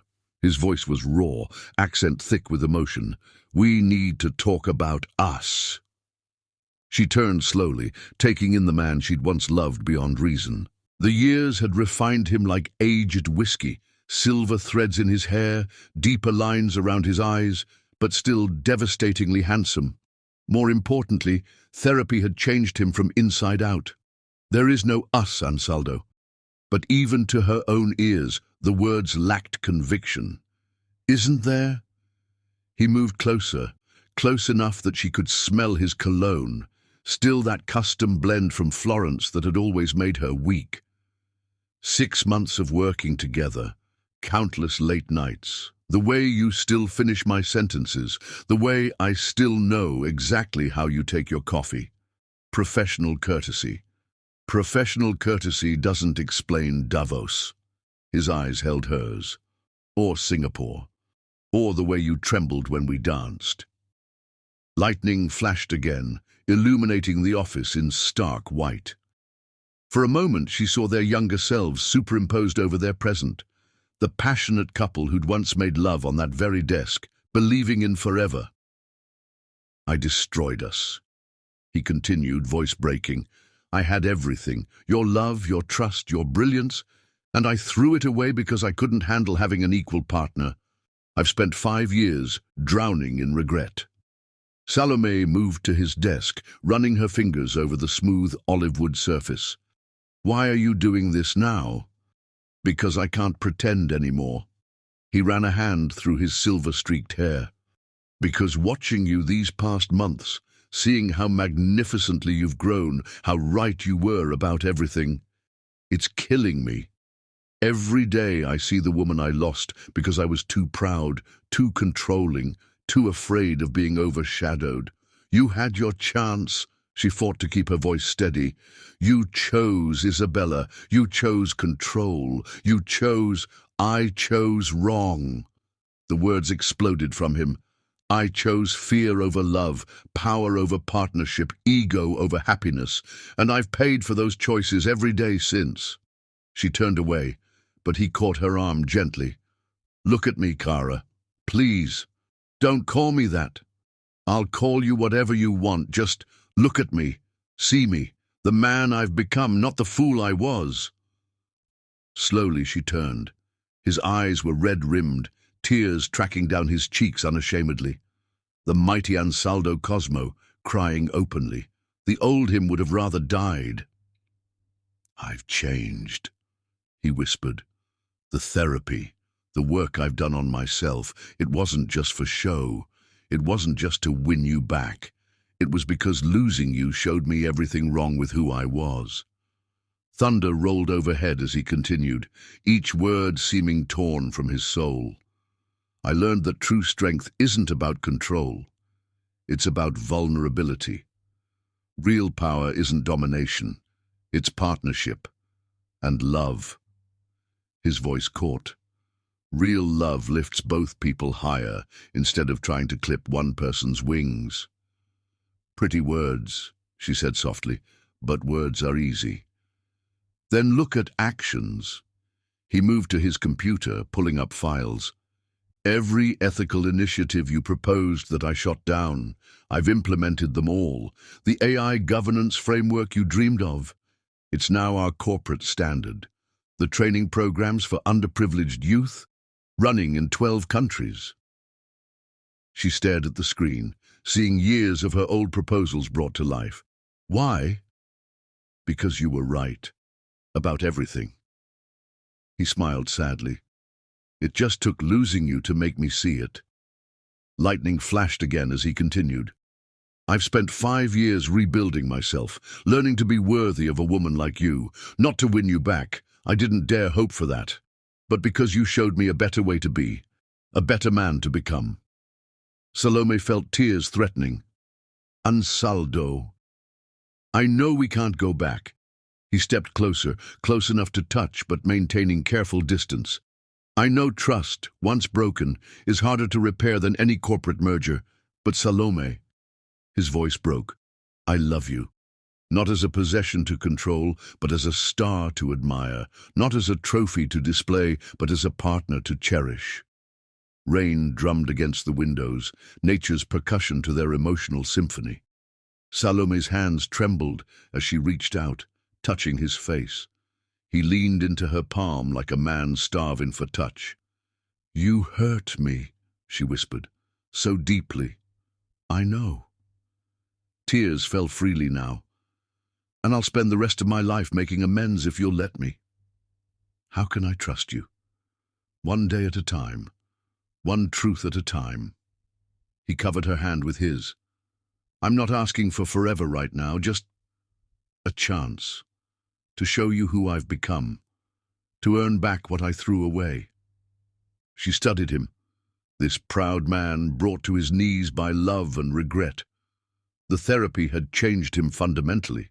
She'd seen it in 1,000 small ways over the past months. The way he listened in meetings instead of commanding. How he credited others' ideas. The genuine care he showed for employees at all levels. I'm not the same woman you married, she warned. I won't be controlled, won't be diminished. Thank God for that. His smile was watery but real. Your strength, your brilliance, they're not threats anymore. They're inspirations. Thunder crashed overhead as they stood in charged silence. Years of pain, love, regret, and possibility crackled between them like the lightning outside. If, and I mean if, we try this, she said slowly, there would have to be rules, boundaries. Hope blazed in his eyes. Anything. Complete professional independence, no interference in each other's companies even after the merger. Done. Couples therapy, non-negotiable. I'll call Dr. Chen tomorrow. And time. She met his gaze steadily. This isn't a fairy tale reunion. We build slowly, carefully, with respect. Like the merger, he said softly, step by step, building something stronger than before. She nodded, feeling something shift in her chest. Not forgiveness, not yet, but perhaps its first seedling. Have dinner with me, he said suddenly. Not here, not about business, just us, learning each other again. The rain was softening now, the storm passing.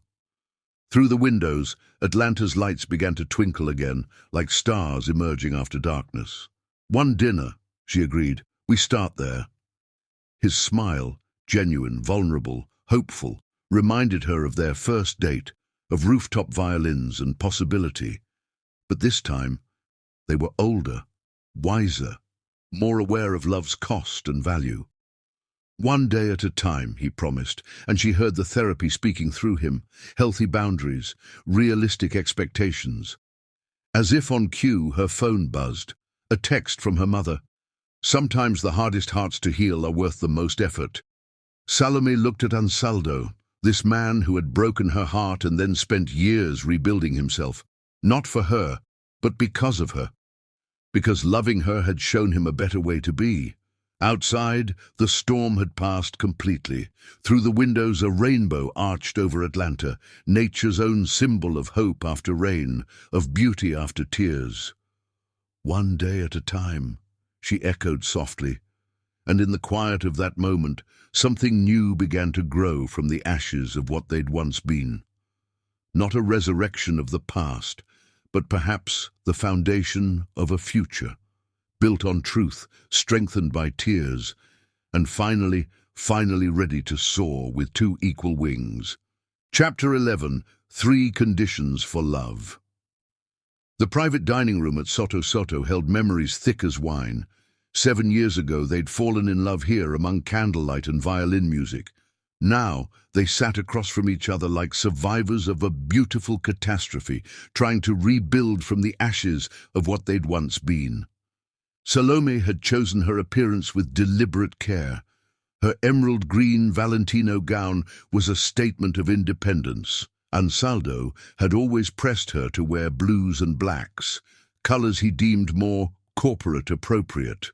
Her natural curls cascaded freely instead of the sleek styles he'd preferred, and her mother's pearls adorned her neck rather than his diamonds.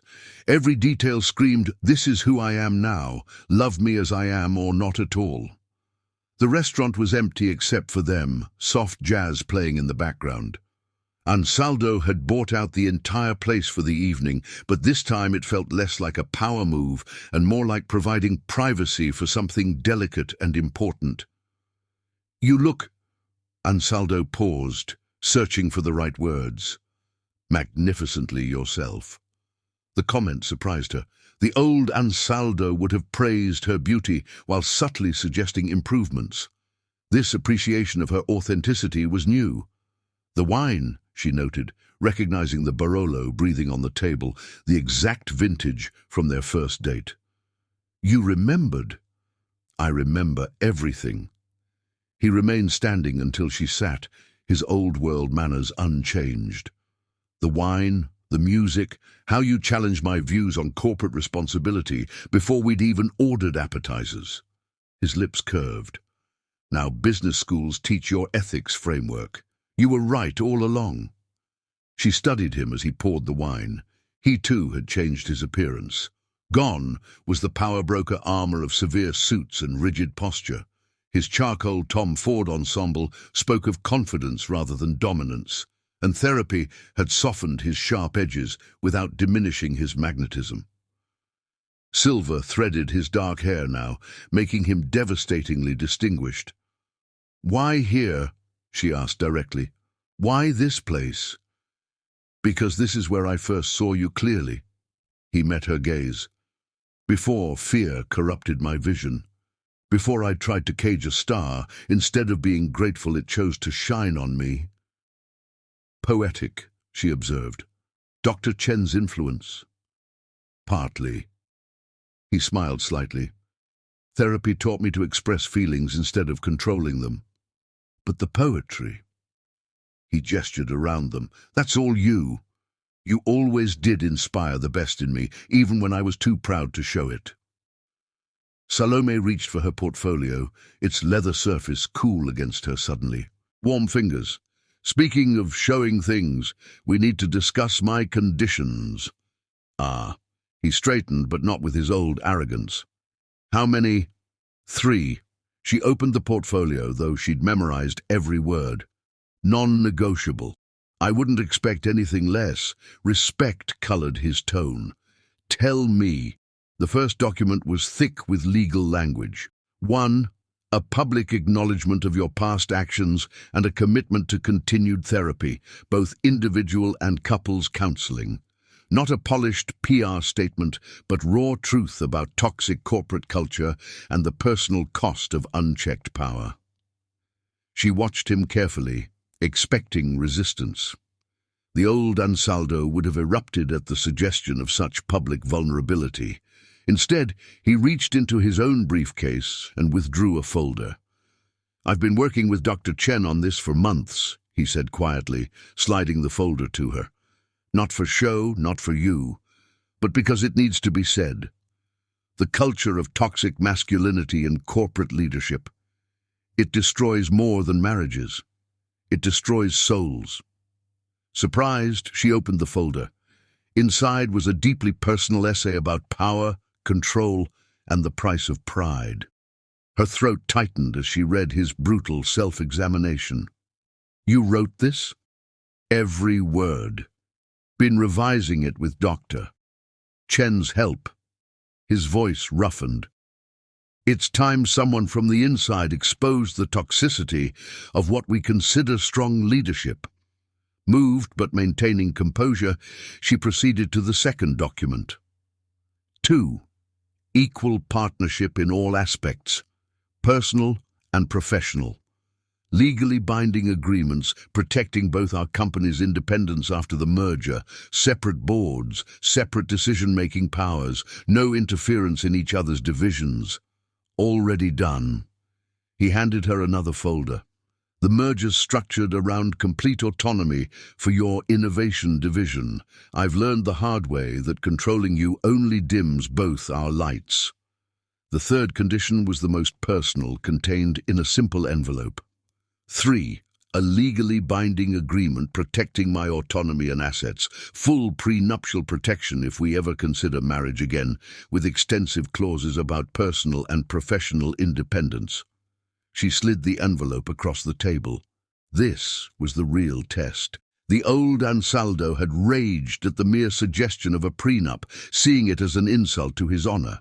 He opened the envelope slowly, reading each page with careful attention. The silence stretched, broken only by the soft music. Someone had switched to Beethoven's Moonlight Sonata, their song. Finally, he looked up.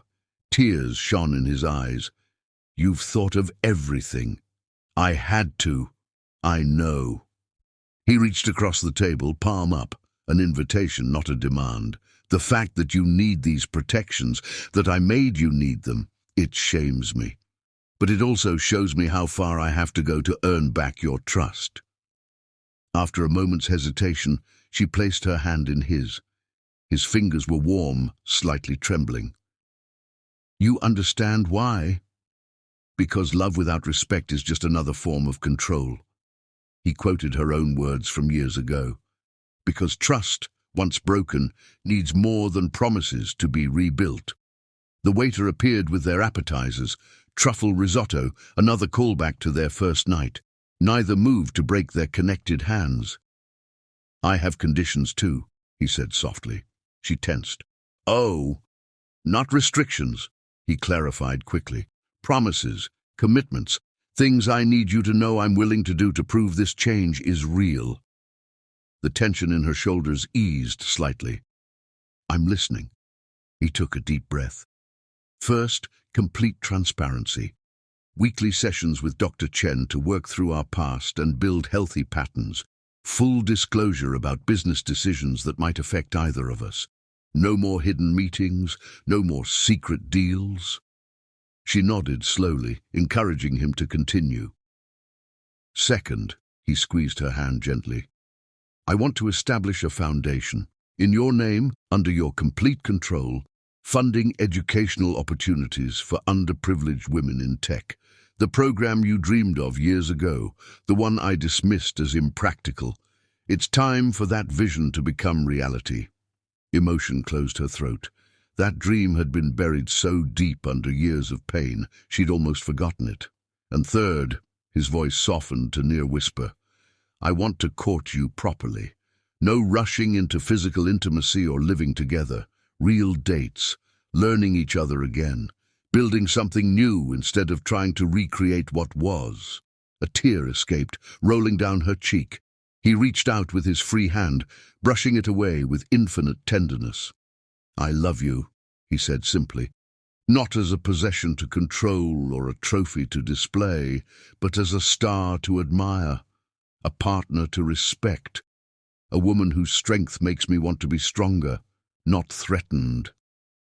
Their wine sat untouched, the risotto growing cold, but neither noticed. In this moment they were suspended between past and future, pain and possibility. "So," he said quietly, "do we have an agreement? Your conditions and mine." Salome looked at their joined hands, then up at the man she'd loved, lost, and might love again differently, better this time. "One step at a time," she said. "One promise at a time," he agreed. Through the restaurant's windows, Atlanta's lights twinkled like stars, witnesses to this careful reconstruction of something once shattered. Not a fairy tale reunion, but something more valuable, a relationship built on respect, strengthened by growth, protected by wisdom. Her phone buzzed softly, a text from her mother, whose timing was always uncanny. Sometimes love needs to break completely before it can be rebuilt unbreakable. "To new beginnings," Ansaldo proposed, finally reaching for his wine. "To earn trust," she countered, clinking her glass with his. The violin music swelled softly, and memories of their first night here flooded back. Two ambitious people finding unexpected connection, sharing dreams and hopes before fear and power corrupted everything. But this wasn't that night, and they weren't those people anymore. They were older, wiser, and finally ready to build something that couldn't be broken by pride or power. Sometimes the most beautiful love stories aren't about first meetings, but about second chances, earned through tears, growth, and the courage to try again with open eyes and healing hearts. The conditions weren't walls, they realized. They were foundations for something stronger than what had broken before. And as they began sharing their now warm risotto, just as they had 7 years ago, both felt the first delicate stirrings of something precious. Hope. Chapter 12. Hearts Reunited. The sun was setting over Atlanta, painting the sky in shades of rose gold and lavender when Salome stepped onto the rooftop garden of the newly christened Cosmo Nashville Tower. 1 year of careful rebuilding, of earning trust, of growing together instead of apart, had led to this moment. The rooftop had been transformed into an enchanted garden that took her breath away. Thousands of white roses and purple orchids created flowing rivers of flowers, their petals catching the dying sunlight like scattered gems. Crystal chandeliers hung from the pergola where they'd shared their first kiss years ago, each light casting rainbow prisms across the marble floor. Ivy intertwined with twinkling fairy lights draped every surface, creating a magical canopy underneath the darkening sky. But what brought tears to her eyes was the violinist, the same elderly Italian man who had played at their first date 7 years ago. He stood in his original spot, drawing his bow across the strings to create the first haunting notes of their song, Beethoven's Moonlight Sonata. His hair was whiter now, his hands more weathered, but the music still spoke directly to the heart. Salome wore a custom-designed gown that celebrated everything she'd become. The deep emerald silk hugged her curves before flowing into a gentle train, hand-embroidered with golden vines and tiny stars, symbols of growth and light. Her natural curls were crowned with a delicate circlet of white flowers and gold leaves, and around her neck lay 2 necklaces, her mother's pearls and a new diamond pendant from Ansaldo, their dual presence representing the beautiful merger of past and future. She heard the collective intake of breath from their gathered loved ones as Ansaldo stepped into view. He was magnificent, in a midnight blue tuxedo that made his silver-streaked hair gleam like starlight. But it was his expression that stopped her heart. Pure love, untainted by possession or control, shining from eyes that had learned to see her truly. Their closest friends and family formed an intimate circle around them, not for a wedding, not yet, but for something equally profound. This was their recommitment ceremony, a public declaration of lessons learned and love reborn. Regina Nashville stood at the forefront, tears already flowing as Ansaldo began to speak, his accent thick with emotion. 1 year ago, you gave me 3 conditions for a second chance. Today, I stand before our loved ones to declare how those conditions didn't just change our relationship, they transformed my entire world. He turned to address their witnesses, his voice carrying clearly in the evening air. I was wrong. About power, about control, about what makes a man truly strong. I tried to dim an extraordinary woman's light because I was afraid of being overshadowed. Instead, I learned that real love multiplies light. It doesn't divide it. Tears shone in his eyes as he turned back to Salome. You demanded public accountability, and so I stand here to declare I was wrong to let fear corrupt love. Wrong to choose control over partnership. Wrong to mistake ownership for devotion. His voice strengthened with conviction. You demanded equal partnership, and through that demand, I discovered that true power lies in lifting each other higher. Our merged companies have reached heights I never imagined, not because of domination, but because of collaboration. You lead with vision, I execute with wisdom. We are stronger together than we ever were apart. Amanda dabbed at her eyes as Ansaldo continued. You demanded protection for your autonomy, and I learned the most valuable lesson of all, that love without respect is just another cage. Today, I don't want to possess you. I want to cherish you, support you, grow beside you. He took her hands in his touch gentle but sure. This past year has taught me that real love is earned, not demanded. Trust is rebuilt day by day, choice by choice. You gave me the chance to become a better man, and I stand here transformed by that opportunity. When Salome spoke, her voice carried all the emotion of their journey. A year ago, I didn't dare hope for this. I gave you those conditions expecting them to be too much, too hard, too demanding. Instead, you showed me that sometimes people really can change, not for others, but because they've found the courage to face themselves. She squeezed his hands, her touch full of meaning. You didn't just meet my conditions, you exceeded them. Every therapy session, every public acknowledgement, every time you championed my independence instead of feeling threatened by it, you proved that love can be reborn stronger after breaking. The setting sun gilded them both as she continued. You learned to love my strength instead of fearing it, to celebrate my success instead of competing with it, to be vulnerable instead of controlling, and in doing so, you became the man I always knew you could be. Ansaldo reached up to brush away her tears with infinite tenderness. Ti amo, cara mia, not as a possession, but as a star that chose to shine beside me. I love you too, she whispered, not as my keeper, but as my partner, my equal, my home. They turned to their witnesses, hands still joined. Today we declare not just our love, but our commitment to a new way of loving, equal, respectful, free. The violinist began a new piece, the song he'd composed for them over the past year, weaving themes of their old song with new melodies, creating something both familiar and fresh, just like their love. May I have this dance, Miss Nashville? Ansaldo's eyes twinkled with joy and devotion. She smiled through happy tears. Always, Mr. Cosmo. Always. They moved together in perfect harmony as the sky deepened to indigo and stars began to appear. Their gathered loved ones watched the couple who had lost everything only to find something better, a love tempered by wisdom, strengthened by growth, enriched by understanding. Regina stepped forward with a velvet box. Inside lay 2 platinum bands, each engraved with their new truth in flowing script. Love lifts higher. These aren't wedding rings, Ansaldo explained, his voice carrying to every heart present. Not yet. They're promises, reminders.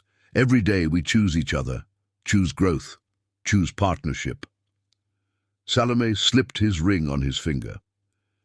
To the man who learned that real strength lies in vulnerability. He placed her ring on her hand. To the woman who taught me that real love sets both people free. As twilight embraced Atlanta, the rooftop garden came alive with thousands of tiny lights. Champagne flowed, music soared, and love, real, mature, hard-won love, filled every heart.